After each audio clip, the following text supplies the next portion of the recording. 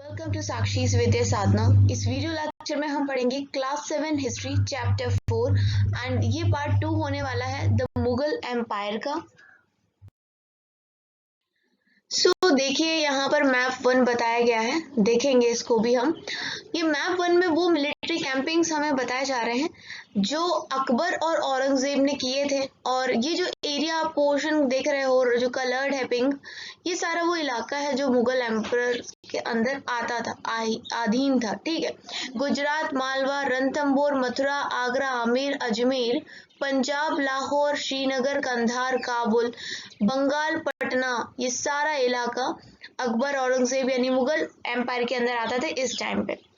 Now we will see Mughal tradition of succession, मतलब मुगल कौन सा ट्रेडिशन, कौन सा रिवाज फॉलो करते थे सक्सेशन को लेके। सक्सेशन मतलब आज अगर कोई राजा है तो कल को उसका बेटा, कौन सा बेटा, बड़ा बेटा, छोटा बेटा, या फिर कौन राजा बनेगा, इस ट्रेडिशन को हम देखेंगे अब।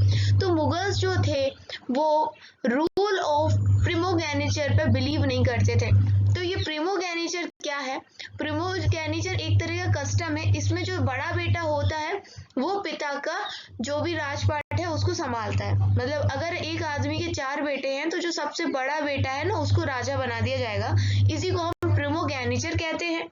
लेकिन इसके बजाय मुगल जो लोग थे वो अपने ही ट्रेडिशन को फॉलो करते थे, जिसको हम मुगल ट्रेडिशन कह सकते हैं। ये Timurid custom of coparcenary inheritance कह सकते हैं।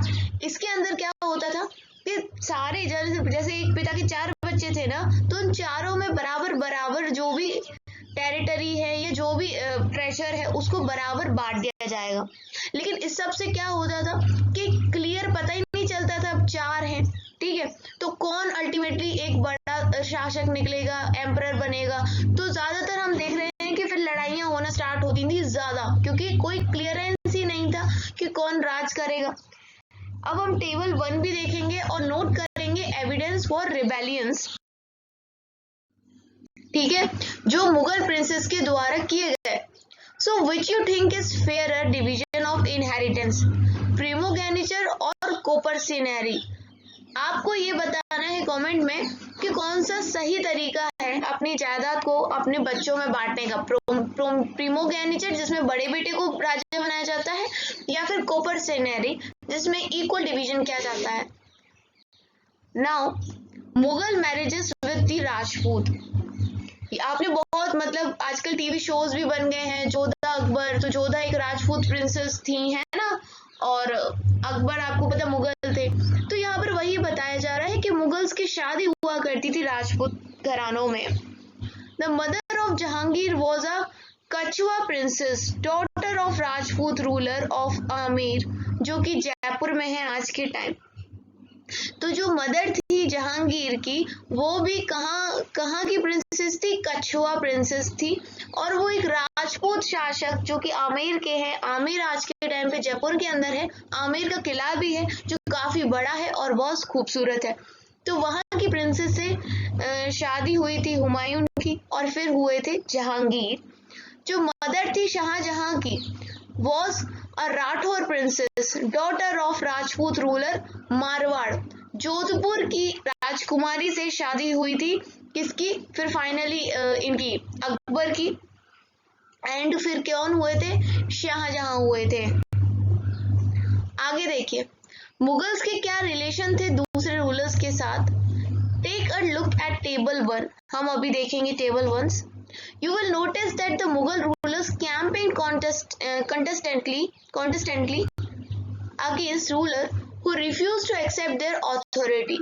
तो हम देखने वाले हैं कि कंटिन्यूअली, कॉन्स्टेंटली जो मुगल से अपने कैंपिंग्स लेके जाते थे उन रूलर्स के पास जिन्होंने मानने से मना कर दिया था मुगल रूलर्स को कि हम नहीं मानते कि आप बादशाह हो, हम तो अपनी अथॉरिटी को ही मानेंगे, आपके अथॉरिटी को नहीं मानेंगे, ठीक है। लेकिन जैसे ही मुगल रूलर्स पावरफुल होने लग गए तो बहुत सारे रूलर्स, राजपूत रूलर्स खुद ही आ गए कि भाई हम ठीक है आपको मानते हैं, और हाथ मिला लेते हैं।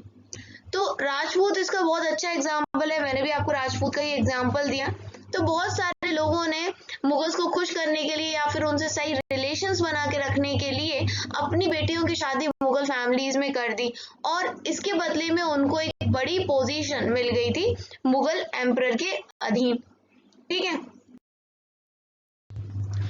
राजपूत रूलर्स में से भी एक सिसोदिया वंश के राजा थे, राजपूत थे मेवाड़ के, जिन्होंने बहुत टाइम तक, लॉन्ग टाइम तक मुगल अथॉरिटी को स्वीकार नहीं किया।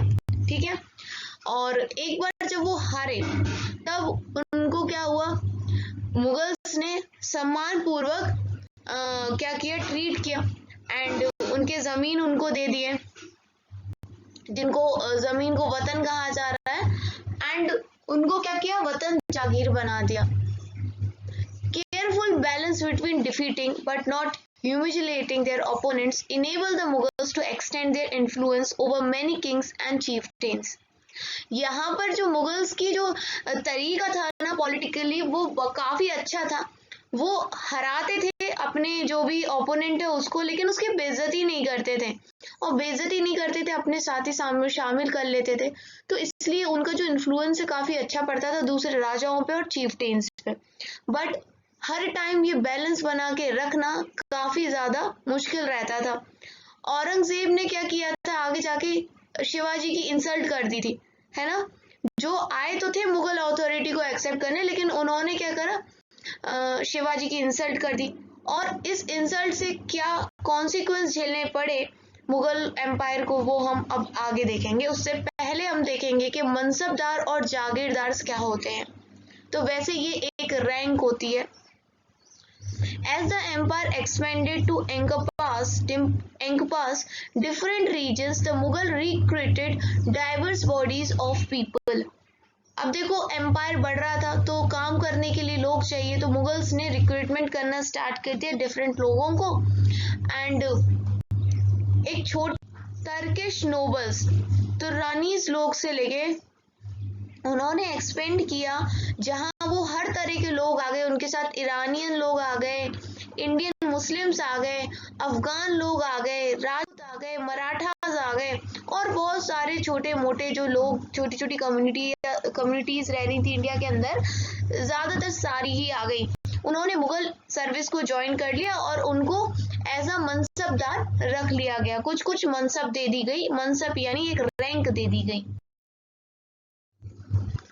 मनसबदार एक टर्म है, इसका मतलब क्या है, एक इंडिविजुअल जिसके पास कोई मनसब हो। मनसब यानी पोजीशन और रैंक, जैसा कि मैंने आपको बताया। मनसब एक तरह का ग्रेडिंग सिस्टम भी आप समझ सकते हैं जो मुगल्स ने फिक्स किया था। पहला रैंक, दूसरा सैलरी और 30 मिलिट्री रेस्पॉन्सिबिलिटीज, ये सब एक मनसब के अंदर होता था। रैंक और सैलरी डिटरमाइन किए जाती थी एक न्यूमेरिकल वैल्यू के तहत, जिसको जात बोला जाता था। जितनी बड़ी जात होगी उतना ही ज्यादा आपको सैलरी मिलेगा, उतना ही ज्यादा आपकी क्या है, प्रेस्टीज होगी, इस तरह का रहता था। मनसबदार की जो मिलिट्री रिस्पॉन्सिबिलिटी होती थी वो क्या रहती थी कि उनको अपने मेंटेन करके रखने पड़ते थे नंबर ऑफ सवार को और कैवलरी मैन को, मतलब कुल मिला के अपनी आर्मी को मेंटेन करके रखना होता था मनसबदार को।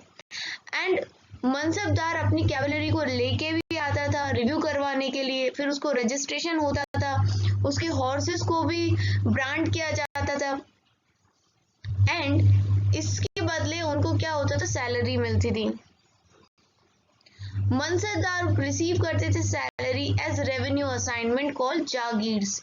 अब मनसबदार को जो सैलरी मिल रही है, ये मत समझना कि पैसे जाके सैलरी दे दी अकाउंट में आ गई, उस टाइम ऐसा कुछ नहीं था। उनको जो इस सैलरी मिलती थी जागीर्स के फॉर्म में मिलती थी। रेवेन्यू, जमीन से जो रेवेन्यू आ रहा है, किसानों से जो रेवेन्यू आ रहा है, उसके हिसाब से इनको सैलरी मिलती थी और उसे जागीर बोला जाता था। जैसे इक्ता सिस्टम चलाया था इल्तुतमिश ने, हमने पढ़ा था इक्तिदार बनाए गए थे दिल्ली सल्तनत के टाइम पे, वैसे ही कुछ जागीर्स थे। But unlike muftis, most mansabdar did not actually reside in or administrate their jagirs, they only had the rights to revenue for their assignment which was collected for them by their servants, while the mansabdar themselves served in some other part of the country। ये जरूरी नहीं है कि जो ये मनसबदार है ये किसी एरिया में जा रहे हैं, रेवेन्यू रेवेन्यू कलेक्ट कर रहे हो, कुछ होगा, इनके बिहाफ पे इनके सर्वेंट्स करते थे जब ये कंट्री के दूसरे हिस्से में सर्व कर रहे होते थे। अकबर के समय काल में जो जागीर थी उनको केयरफुली असेस किया गया था एंड जो रेवेन्यूज थे उसको इक्वल किया गया था सैलरी के तहत मनसबदार की बाय औरंगजेब। लेकिन औरंगजेब का टाइम पीरियड आते आते ऐसा कुछ भी नहीं रहा। जो एक्चुअल रेवेन्यू कलेक्ट होता था वो काफी कम होता था, ठीक है, ग्रांटेड सम से। एंड तब तक आते आते क्या हो गया था, मनसबदार का नंबर बहुत ज्यादा बढ़ गया था, है ना।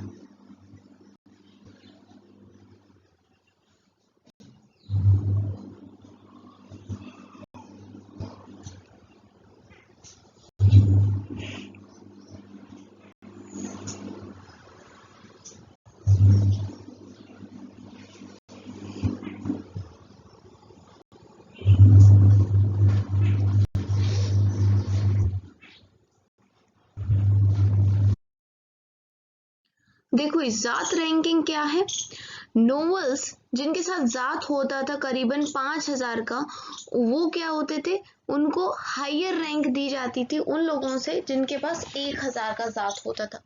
अकबर के समय काल पे करीबन 29 मनसबदार थे जिनकी रैंकिंग 5000 जात थी, और औरंगजेब के टाइम पर ये जो मनसबदार थे ये इंक्रीज होके 79 हो गए थे। So would this have meant more expenditure for the state? क्या आपको लगता है कि पहले 29 थे, अब औरंगजेब टाइम तक 79 हो गए, तो क्या इससे खर्चा होता है? हाँ, ऑब्वियस सी बात है, आप जितने ज्यादा एक मनसबदार रखोगे आपके ऊपर उतनी ज्यादा उनकी जिम्मेदारी आएगी, खाना पीना खर्चा तो बढ़ेगा ही। सो अब हम देख रहे हैं जब्त एंड जमींदार। ये जमींदार नाम आपने अभी सुना होगा, आप सुनते होंगे अपने आसपास स्पेशली गांव के एरियाज में, और ये नाम मुगल्स के टाइम से चला आ रहा है। जो main source of income Mughals के लिए था वो टैक्स था, जो भी प्रोड्यूस होता था खेती वेती से उसी से मुगल्स का मेन इनकम सोर्स बनता था। एंड बहुत सारी प्लेसेस पे जो पीजेंट्स टैक्स पे करते थे, बीच में एक रूलर एलिट होता था, दैट इज हेडमैन और लोकल चीफटेन हम उसे कह सकते हैं। वो पूरे गांव से क्या करता था, वसूल कर लेता था। देखो ये गरीब किसान है, इससे ये वसूल कर रहा है मार के पीट के, और फिर ये मोटे से राजा को दे दे रहा है। ये मोटा राजा खा खा के हो गया है और ये बेचारा मेहनत कर करके पतला है। यही दिखाने की कोशिश की जा रही है इस कार्टून से। तो मुगल्स क्या टर्म यूज करते थे, जमींदार यूज करते थे to describe all intermediaries where they were local headman of villages और पावरफुल चीफटेन्स। तो जमींदार वर्ड यूज किया जाता था मीडिएटर के लिए, चाहे वो लोकल हेडमैन हो गांव का या फिर एक पावरफुल चीफटेन हो। अकबर के जो रेवेन्यू मिनिस्टर थे काफी फेमस थे, बहुत दिमाग वाले थे, तोदरमल। इन्होंने बहुत केयरफुल सर्वे किया था क्रॉप यील्ड का, prices and area cultivated for 10 year period. ये सारा इन्होंने सर्वे किया था 1570 से लेके 1580 तक। एंड इस डाटा के बेसिस पे, जो सर्वे से डाटा आया इसके बेसिस पे टैक्स को फिक्स कर दिया गया था हर क्रॉप के लिए कैश में। एंड हर प्रोविंस को डिवाइड कर दिया था रेवेन्यू सर्कल्स के अंदर with its own schedule of revenue rates for individual crop. जो अलग अलग प्रोविंस हैं उनके रेवेन्यू सर्कल बना दिए गए और टाइम डिसाइड कर दिया गया, शेड्यूल कर दिया गया कि आपका इतना रेवेन्यू रेट है आपके इस क्रॉप के लिए, पर्टिकुलर क्रॉप के लिए, और इस रेवेन्यू सिस्टम को बोला गया जब्त।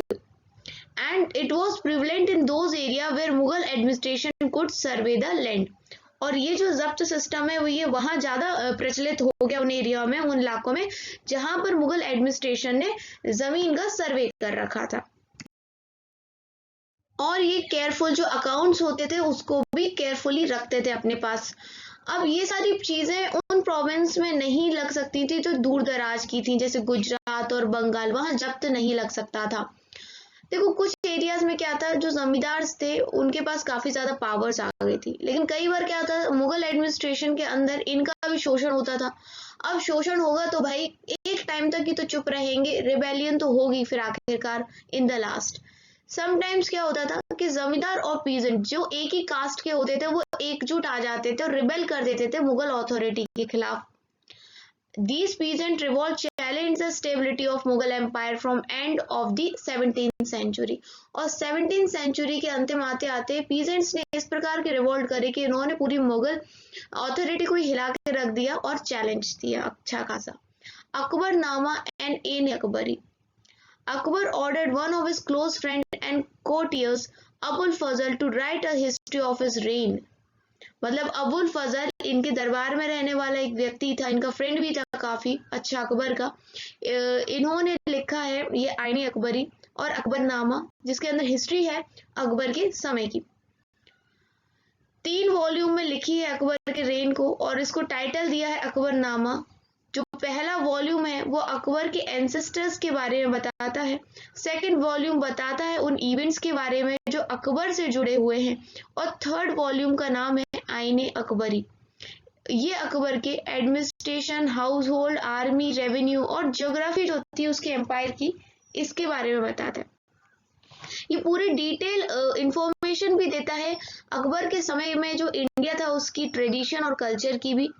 और जो मोस्ट इंटरेस्टिंग एस्पेक्ट है आईने अकबरी का ये कि इसके अंदर की एक रिच स्टैटिकल डिटेल्स है about thing as diverse as crop, yield, prices, wages and revenue. कि कितने तरह तरह के प्राइस लगाए जाते थे, वेजेस थे, रेवेन्यू था, क्रॉप्स था, ये सारी चीजें बताई गई हैं.